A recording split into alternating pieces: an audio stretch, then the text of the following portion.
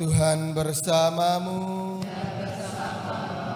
Inilah Injil suci menurut Markus.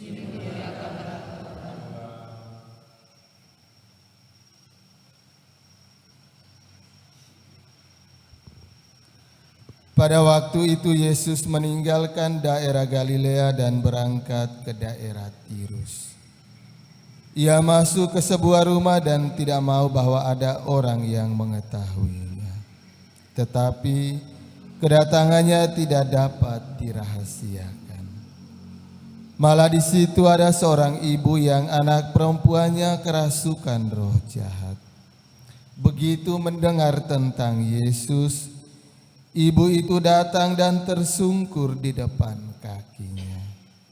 Ibu itu seorang Yunani berkebangsaan Sirofenisia.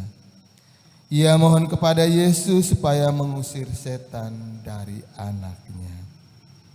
Yesus lalu berkata kepadanya, "Biarlah anak-anak kenyang dahulu. Tidak patut mengambil roti yang disediakan bagi anak-anak dan melemparkannya kepada anjing." Tetapi ibu itu menjawab, "Benar Tuhan, tetapi anjing di bawah meja pun makan remah-remah yang dijatuhkan anak-anak." Lalu Yesus berkata kepada ibu itu, "Karena kata-katamu itu, pulanglah sebab setan itu sudah keluar dari anakmu."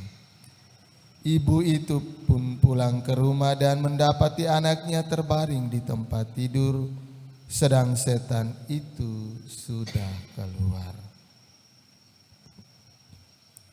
Demikianlah sabda Tuhan.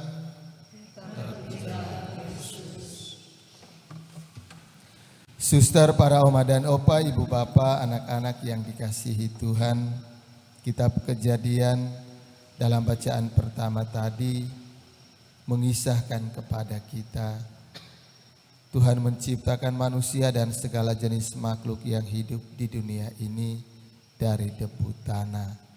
Dengan demikian mau mengingatkan dan menyadarkan kepada kita bahwa kita adalah makhluk yang rapuh dan terbatas.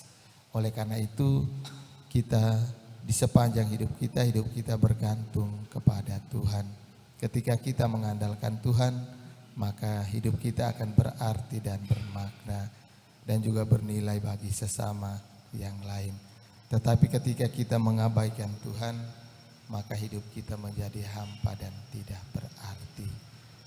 Perempuan dari Sirofenisia dalam Injil hari ini mengingatkan kepada kita, iman akan menyelamatkan kita, iman akan memberi arti yang mendalam dalam diri dan hidup kita, iman kepada Tuhan, iman kepada Allah Tritunggal. Semoga dengan menyadari kelemahan dan kerapuhan kita di hadapan Tuhan dan sesama, memampukan kita untuk mengimani Tuhan dengan sepenuh hati dan memperlakukan sesama kita yang lain sebagaimana kita memperlakukan diri kita sendiri.